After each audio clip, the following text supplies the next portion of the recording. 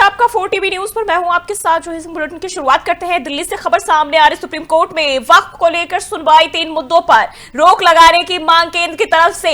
और कपिल सिब्बल बोले मामला सिर्फ 3 मुद्दों का नहीं है, ये वक्फ की संपत्ति हड़पने का कानून है। कपिल सिब्बल ने कहा है कि वक्फ की संपत्ति हड़पने का कानून है तो 3 ही मुद्दों पर सुनवाई क्यों हो। ये कपिल सिब्बल ने बयान दिया है। पूरे वक्फ पर अतिक्रमण का मुद्दा गरमाया हुआ है और कपिल सिब्बल ने इसको लेकर अब जवाब भी दिया है केंद्र का। सुप्रीम कोर्ट में वक्फ को लेकर सुनवाई जारी रही और एसजी ने अपनी दलील में कहा कि 3 मुद्दे हैं जिन पर रोक लगाने की मांग है और उस पर जवाब दाखिल कर दिया है। वहीं इस पर कपिल सिब्बल ने कहा है कि 3 मुद्दे ही नहीं है, पूरे वक्फ पर अतिक्रमण का मुद्दा है तो सुनवाई 3 मुद्दे पर ही क्यों। तो वक्फ को लेकर यह जानकारी आपको बताते चले, 3 ही मुद्दों पर सुनवाई क्यों हो। कपिल सिब्बल ने सवाल उठाए हैं केंद्र को लेकर, केंद्र की दाखिल याचिकाओं को लेकर। उन्होंने कहा है कि पूरे वक्फ की संपत्ति हड़पने का कानून है तो ऐसे में तमाम चीजों को लेकर सुनवाई की जानी चाहिए।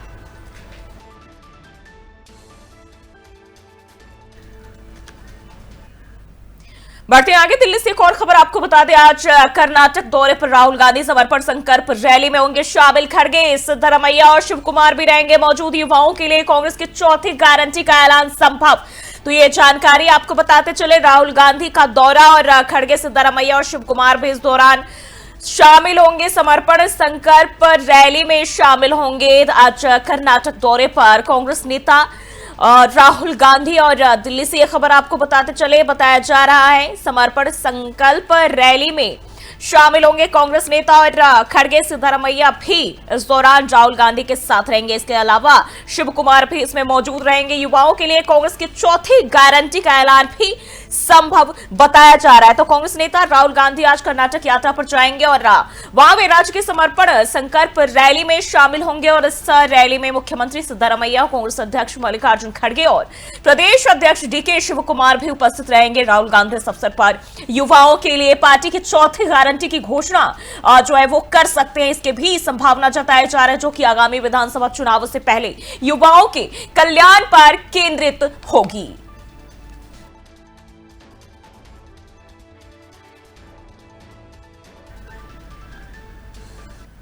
बढ़ते आगे, दिल्ली की मुख्यमंत्री रेखा गुप्ता ने तालकटोरा स्टेडियम में दिल्ली गेम्स 2025 का उद्घाटन किया और इस मौके पर दिल्ली सरकार के मंत्री आशीष सूद भी मौजूद रहे। मुख्यमंत्री रेखा गुप्ता ने कहा कि अब वक्त आ गया है दिल्ली के खिलाड़ियों को वो सब कुछ मिले जिसकी उन्हें जरूरत है।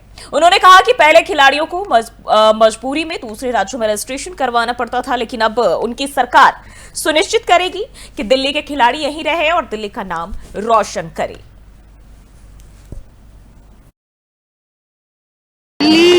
गेम्स दिल्ली का फेम है। दिल्ली के खिलाड़ियों को वो सारी सुविधाएं मिलनी चाहिए जो कि उनके लिए अनिवार्य है। हमने पिछली सरकारों के राज में देखा है कि दिल्ली के खिलाड़ियों को सुविधाएं ना मिलने के कारण उन्हें अन्य राज्यों में जाकर के अपना नाम रजिस्टर करवाना पड़ता था, परंतु दिल्ली सरकार इस तरीके से सुविधाएं खड़ी कर रही है। एक दिल्ली स्पोर्ट्स कॉर्पोरेशन के माध्यम से, दिल्ली स्पोर्ट्स काउंसिल के माध्यम से हम स्टूडेंट्स को वो सारी सुविधाएं देंगे, युवाओं को वो सारी खेलों की सुविधाएं देंगे ताकि दिल्ली का खिलाड़ी दिल्ली के साथ रहे और दिल्ली का नाम रोशन करे। दिल्ली का जो स्पोर्ट्स यूनिवर्सिटी है वो कई सालों से बनता आ रहा है, अभी तक बन नहीं पाया है। देखिए, कई सालों तक ये पिछली सरकारों के कारण से रुके रहे, परंतु इस बार हमने विशेष रूप से दिल्ली स्पोर्ट्स कॉलेज के लिए बजट का भी प्रावधान किया है और उसकी तैयारियां भी खड़ी की है और बहुत और पाकिस्तानी जासूस ज्योति मल्होत्रा को लेकर बड़ा खुलासा हुआ है। सूत्रों के मुताबिक ज्योति ने उस युवक से पहले ही मुलाकात कर ली थी जो बाद में एम्बेसी में केक लेकर पहुंचा। बताया जा रहा है कि पहले यह मुलाकात पाकिस्तान में हुई थी और यहां एक पार्टी के दौरान ज्योति की मुलाकात दानिश से भी हुई। बताते चले कि दानिश वही है जो पाकिस्तानी एम्बेसी में काम करता है और केक लेकर आने वाला युवक उसका करीबी बताया जा रहा है। पूरे मामले में अब कई कड़ियां जो है वो जुड़ती हुई नजर आ रही है, लेकिन जब मीडिया ने उस युवक से सवाल पूछे तो उसने चुप्पी साध ली।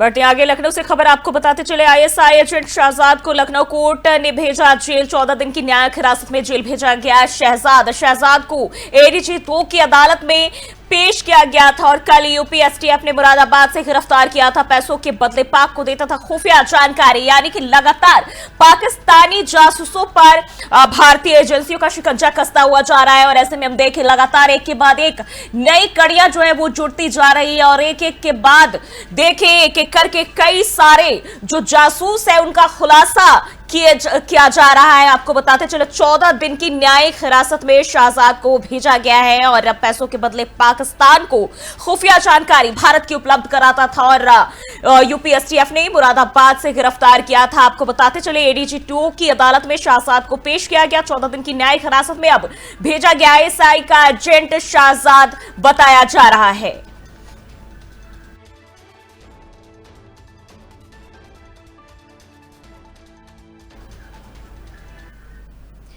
और एक और जानकारी सामने आ रही है, आज गोवा दौरे पर जाएंगे उपराष्ट्रपति जगदीप धनखड़। आज से 22 मई तक गोवा का दौरा करेंगे जगदीप धनखड़। कल मोरमुगांव बंदरगाह का दौरा करेंगे और 22 मई को वो CCARI का दौरा करेंगे जगदीप धनखड़। नई परियोजनाएं राष्ट्र को समर्पित करेंगे। ICAR CCARI में वैज्ञानिकों संकाय सदस्यों से बातचीत कर सकते हैं। उपराष्ट्रपति गोवा राजभवन में चरक सुश्रुत की मूर्तियों का भी लोकार्पण करेंगे। तो उपराष्ट्रपति जगदीप धनखड़ आज से गोवा के 3 दिवसीय दौरे पर और 22 मई को चलने वाले इस दौरे में वो कई अहम कार्यक्रम का हिस्सा होंगे। कल मोरमुगांव बंदरगाह का दौरा करेंगे, जबकि 22 मई की बात करें तो ICAR CCARI पहुंचेंगे, जहां वैज्ञानिकों और संकाय सदस्यों से बातचीत संवाद करेंगे। और इसी के साथ उपराष्ट्रपति गोवा में कई नई परियोजनाएं राष्ट्र को समर्पित करेंगे। वहीं गोवा राजभवन में आयुर्वेदाचार्य चरक और सुश्रुत की मूर्तियों का भी लोकार्पण उपराष्ट्रपति जगदीप धनखड़ करेंगे।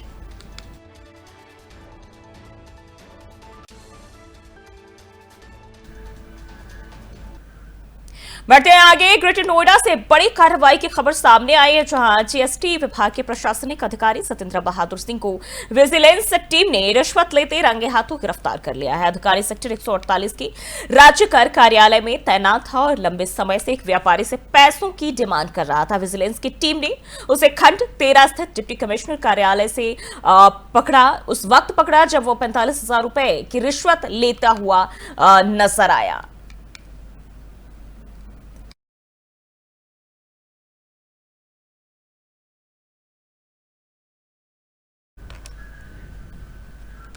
बढ़ते हैं आगे, एक और जानकारी सामने आ रही है। हरियाणा के भिवानी में दादरी रोड पर पुलिस ने अवैध रूप से रह रहे बांग्लादेशी नागरिकों और रोहिंग्याओं की तलाश में बड़ा तलाशी अभियान जो है चलाया। एसएचओ सत्यनारायण के मुताबिक ये जो है अभियान सुबह 5 बजे से शुरू किया गया और अब तक 6 पुरुष और 4 महिलाओं के संदिग्ध तौर पर इन्हें पकड़ा गया है। पुलिस आधार कार्ड की जांच कर रही है और उनकी ऑनलाइन सत्यता भी परखी जा रही है। एसएचओ ने कहा कि हम सतर्क हैं और हर अवैध अप्रवासी को पकड़कर निर्वासित किया जाएगा। तो भिवानी में ये बड़ी दबिश और अवैध बांग्लादेशी और रोहिंग्याओं की तलाश जारी है और तमाम लोग जो इस तरह के संलिप्त कार्य जो अवैध गतिविधियों में संलिप्त है उन पर एक्शन लिए जा रहे हैं।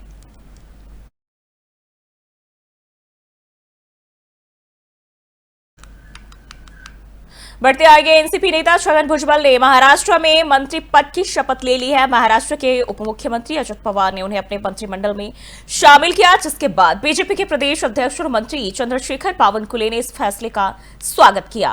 उन्होंने कहा कि छगन भुजबल के जुड़ने से विकसित महाराष्ट्र के संकल्प को मजबूती मिलेगी और हमें विश्वास है कि वे इसमें जो है अहम भूमिका निभाएंगे। तो छगन भुजबल ने मंत्री पद की शपथ ली है, यानी कि और बताया जा रहा है उप मुख्यमंत्री अजित पवार ने उन्हें मंत्रिमंडल में शामिल किया है, जिसके बाद बीजेपी के प्रदेश अध्यक्ष और मंत्री चंद्रशेखर बावनकुले ने इस फैसले का स्वागत भी किया कि भुजबल के आने से हमारी पार्टी को और मजबूती मिलेगी। देखिए, माननीय छगन भुजबल जी, इन्होंने उनका संपूर्ण जीवन नगर सेवक से लेकर उप मुख्यमंत्री तक उन्होंने काम किया है। ओबीसी समाज का एक बहुत बड़ा आंदोलन भी वो इस महाराष्ट्र में खड़ा उन्होंने किया था। ओबीसी लीडर के नाम से भी जाने जाते हैं और साथ साथ में माननीय देवेंद्र जी अजीत दादा एकनाथ शिंदे जी हमारी टीम में माननीय मुख्यमंत्री जी के नेतृत्व में छगन भुजबल जी का समावेश ये महाराष्ट्र के लिए मजबूती देने वाला एक अत्यंत महत्व का विषय है। मैं अजित पवार जी को अभिनंदन करता हूँ, आभार व्यक्त करता हूँ। उन्होंने छगन भुजबल जी को उनके पार्टी से उन्होंने मंत्रिमंडल में समावेश किया, क्योंकि अजित दादा का निर्णय है किसको लेना चाहिए था, किसको नहीं लेना चाहिए था। लेकिन छगन भुजबल जी को लेने से अजित पवार जी ने जिस प्रकार से एक अच्छा काम किया है। और बढ़ते आगे, अलीगढ़ के इगलास थाना क्षेत्र में खाद्य सुरक्षा विभाग ने बड़ी कार्रवाई की है। एफटीए टीम ने यहां से 22,12,000 रुपए से अधिक कीमत का मिल्क पाउडर जब्त किया है और बताया जा रहा है इसके साथ ही अजर अच्छी डेयरी से पनीर और घी के 5 नमूने भी लिए गए हैं। मिल्क पाउडर के 25 किलो के 100 बैग सीज किए गए हैं। यह कार्रवाई खाद्य सुरक्षा नियमों का उल्लंघन करने वालों के खिलाफ सख्त संदेश माना जा रहा है।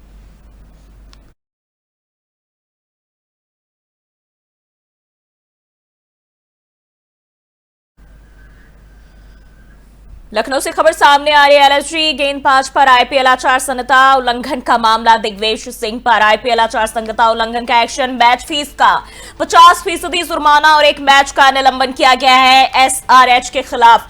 मैच के दौरान आचार संहिता की अनदेखी हुई और 5 ड्रामेटिक जो है अंक पूरे होने पर अगला मैच मिस करेंगे दिग्वेश। सुपर जॉइंट्स यानी कि एलएसजी के तेज गेंदबाज दिग्वेश सिंह पर सोमवार को भारत रत्न अटल बिहारी वाजपेयी एकाना क्रिकेट स्टेडियम लखनऊ में सनराइजर्स हैदराबाद यानी कि एसआरएच के खिलाफ अपनी टीम के मैच के दौरान आईपीएल आचार संहिता के उल्लंघन के लिए मैच फीस का 50% जुर्माना और 1 मैच का निलंबन लगाया गया है। और अब इस सीजन में उनके पास 5 डिमेरिट अंक है, जिसके परिणाम स्वरूप उन्हें 1 मैच का निलंबन मिला है। दिग्वेश 22 मई को अहमदाबाद में गुजरात टाइटंस के खिलाफ एलएसजी के अगले मैच के लिए निलंबित रहेंगे।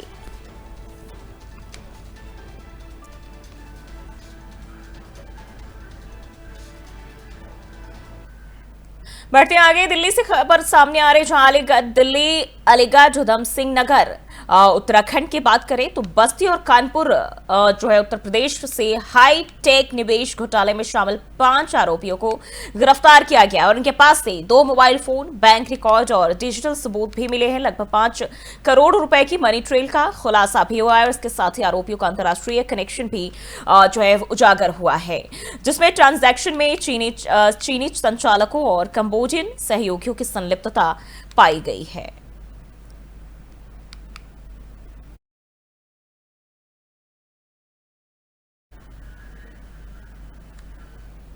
बढ़ते आगे, तेलंगाना के फिकाराबाद से खबर सामने आ रही। सीमेंट से भरे ट्रक और बस के बीच टक्कर में 4 लोगों की मौत, 17 घायल शवों को पोस्टमार्टम के लिए सरकारी अस्पताल भेजा गया। तो विकाराबाद जिले के पारीगी पुलिस स्टेशन की सीमा के अंतर्गत सीमेंट से भरे ट्रक और बस के बीच जोरदार टक्कर हुई है और इस हादसे में 4 लोगों की मौत हुई, वहीं 17 लोग घायल हुए हैं। आपको बताते चलिए ये बड़ा हादसा और शवों को पोस्टमार्टम के लिए सरकारी अस्पताल में भेज दिया गया है। साथ ही घायलों को इलाज के लिए अलग अलग अस्पतालों में भेजा गया है। आपको बताते चलिए जानकारी सामने आ रही है, शवों को पोस्टमार्टम के लिए भेजा गया है। बस और टक्कर के बीच जो है बड़ा हादसा, जिनमें कई लोग घायल हुए, वहीं 4 लोगों की मौत हुई है, 17 लोग घायल भी बताए जा रहे हैं।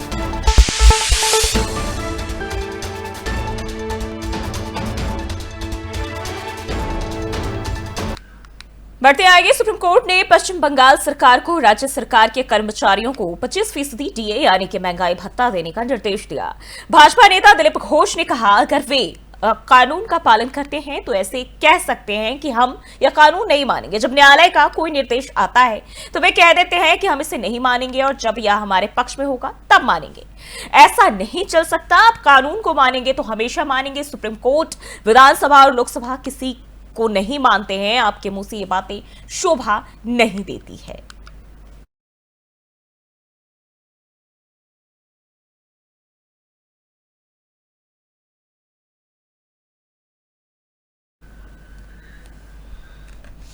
और दुनिया में आज कोई भी बिना स्वार्थ किसी का साथ नहीं देता और यही हाल अंतर्राष्ट्रीय वित्तीय संस्थाओं का भी है। आईएमएफ यानी कि अंतर्राष्ट्रीय मुद्रा कोष अक्सर देशों की अर्थव्यवस्था सुधारने के नाम पर उन्हें लोन देता है, लेकिन इसके बदले में कठोर शर्तें लागू करता है। पाकिस्तान को मिला आईएमएफ का लोन भी इसी नीति का एक हिस्सा था। जब भारत और पाकिस्तान के बीच तनाव अपने चरम पर था, आईएमएफ के द्वारा पाकिस्तान को लोन देने पर भारत में लोगों ने विदेश नीति पर सवाल उठाए। कई लोगों ने भी पूछा कि क्या भारत ने इसका विरोध नहीं किया। दरअसल आईएमएफ किसी भी देश को लोन अपनी शर्तों पर देता है और ये शर्तें इतनी कठोर होती हैं कि देश की आर्थिक संप्रभुता तक प्रभावित हो जाती है।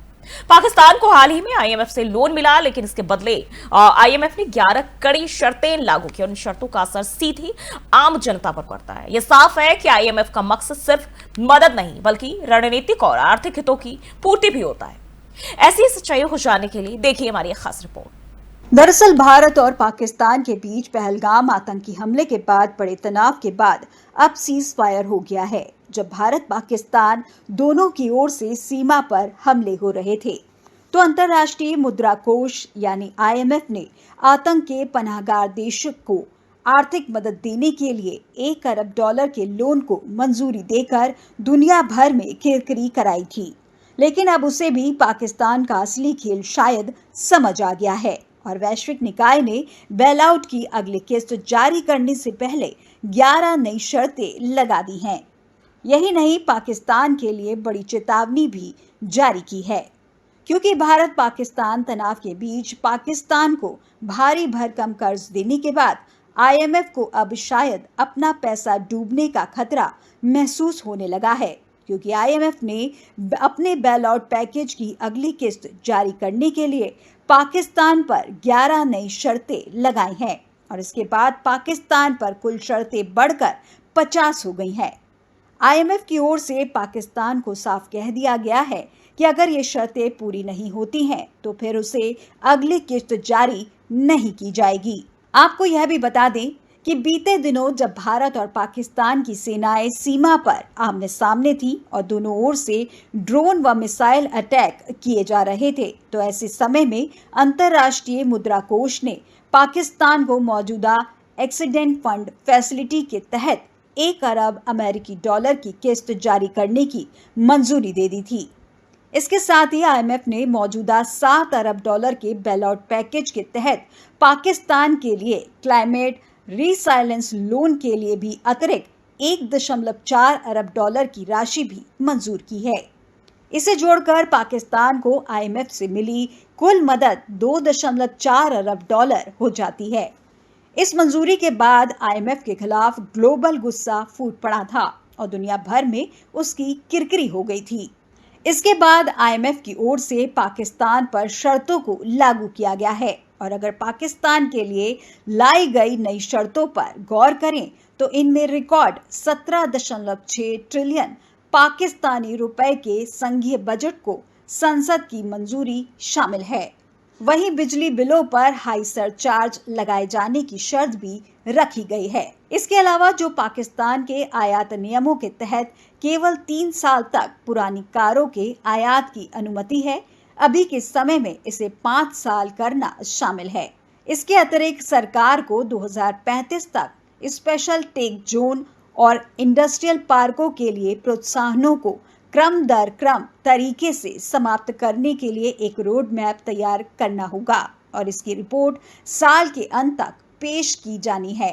वही एनर्जी सेक्टर में प्रमुख शर्तें की बात करें, 1 जुलाई 2025 तक वार्षिक बिजली शुल्क पुनर्निर्धारण की अधिसूचना जारी करना होगा पाकिस्तान को। साथ ही 15 फरवरी 2026 तक अर्धवार्षिक गैस टैरिफ को समायोजन करना शामिल है। वहीं मई के अंत तक कैप्टिव पावर लेवी अध्यादेश को लागू करने के लिए स्थायी कानून लाने को कहा गया है और जून के अंत तक डेप्ट सर्विस सरचार्ज यानी कि मूल कीमत या शुल्क के ऊपर लगाया जाने वाला कर, इस पर 3.21 रुपए प्रति यूनिट की लिमिट हटाने को कहा गया है पाकिस्तान से। वहीं आईएमएफ की रिपोर्ट के मुताबिक पाकिस्तान का आने वाला रक्षा बजट 2,414 अरब रुपए अनुमानित है, जो कि पिछले वर्ष की तुलना में 12% ज्यादा है। लेकिन हाल ही में शहबाज शरीफ सरकार ने इस महीने की शुरुआत में 2500 अरब रुपए यानी 18% वृद्धि करने का मन बनाया है, जो आईएमएफ के राजकोषीय संतुलन लक्ष्य के विपरीत है। अंतर्राष्ट्रीय मुद्रा कोष ने संसद को जून 2025 तक IMF लक्ष्यों के अनुरूप 2026 का बजट पारित करने के लिए कहा गया है। IMF के द्वारा पाकिस्तान को 11 नई शर्तें लागू करने के साथ ही स्पष्ट रूप से चेतावनी भी जारी की गई है। इसमें कहा गया है कि भारत और पाकिस्तान के बीच तनाव अगर जारी रहता है या फिर और अधिक बढ़ता है तो इसका असर सीधे तौर पर राजकोष पर पड़ेगा। IMF की चेतावनी पहलगाम आतंकी हमले के बाद भारत के ऑपरेशन सिंदूर को ध्यान में रखकर आई है। बता दें कि पहलगाम हमले में 26 पर्यटकों की मौत के बाद भारत ने जवाबी कार्रवाई करते हुए इस ऑपरेशन के तहत एयर स्ट्राइक करते हुए हमला किया था और इसमें 100 से ज्यादा आतंकियों के मारे जाने की बात सामने आई थी।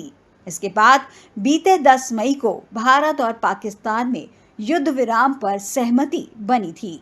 तो साफ है कि IMF केवल आर्थिक मदद नहीं देता, वह अपनी शर्तों के जरिए देशों की नीतियों पर नियंत्रण भी चाहता है। पाकिस्तान का ताजा उदाहरण दिखाता है कि कैसे कर्ज की आड़ में उसकी आर्थिक संप्रभुता IMF के शिकंजे में आ गई है।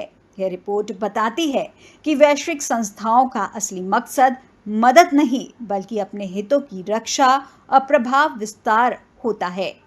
पाकिस्तान अब IMF की शर्तों के दबाव में है और आने वाले दिनों में यह दबाव और भी। दरअसल भारत और पाकिस्तान के बीच पहलगाम आतंकी हमले के बाद बड़े तनाव के बाद अब सीज फायर हो गया है। जब भारत पाकिस्तान दोनों की ओर से सीमा पर हमले हो रहे थे तो अंतर्राष्ट्रीय मुद्रा कोष यानी IMF ने आतंक के पनाहगार देशों और जो भरा नहीं भावों से जिसमें बहती रसधार नहीं, वह हृदय नहीं है, पत्थर है जिसमें स्वदेश का प्यार नहीं।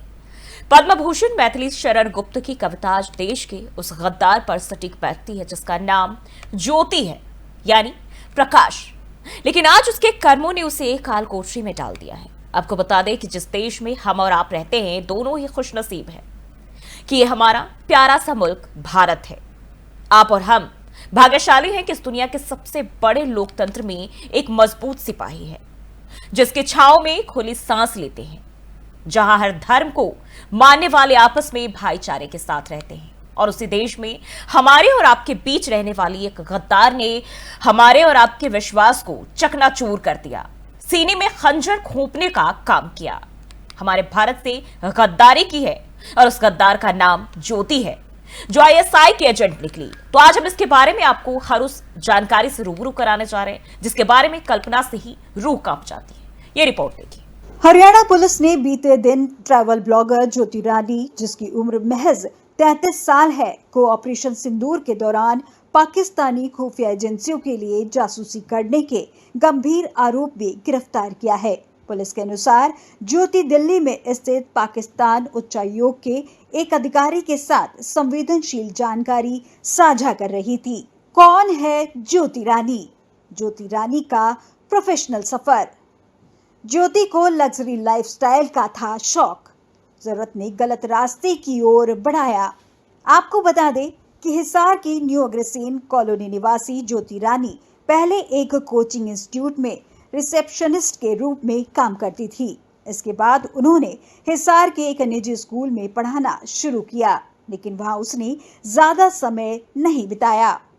इसके बाद उसने राजकीय कॉलेज के पास एक निजी ऑफिस में रिसेप्शनिस्ट की नौकरी फिर से शुरू की और कोरोना काल में गुरुग्राम की नौकरी छोड़कर जब वे हिसार लौटी तब उन्होंने सोशल मीडिया पर यूट्यूब वीडियो बनाना शुरू किया। आपको बता दें कि ज्योति को लग्जरी लाइफ जीने का शौक था। उनके पिता बिजली वितरण निगम से सेवानिवृत्त है। ज्योति इनकी इकलौती संतान है। साथ ही ज्योति का पति से तलाक हो चुका है और अपनी आय को बढ़ाने के लिए वह लगातार प्रयास कर रही थी।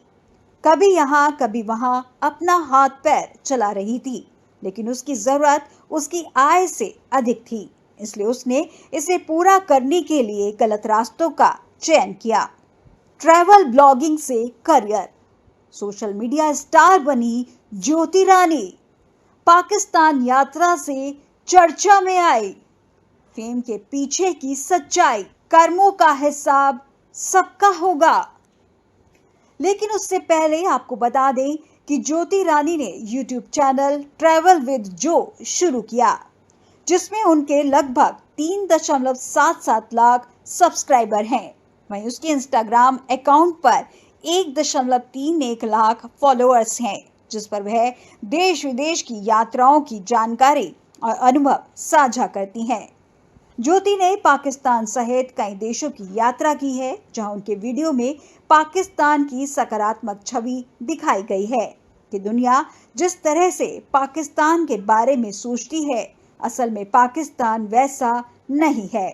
लेकिन कहते हैं ना कि आपके कर्म हमेशा आपके साथ ही होता है, उससे आप छुटकारा नहीं पा सकते, और वही ज्योति के साथ भी हुआ है।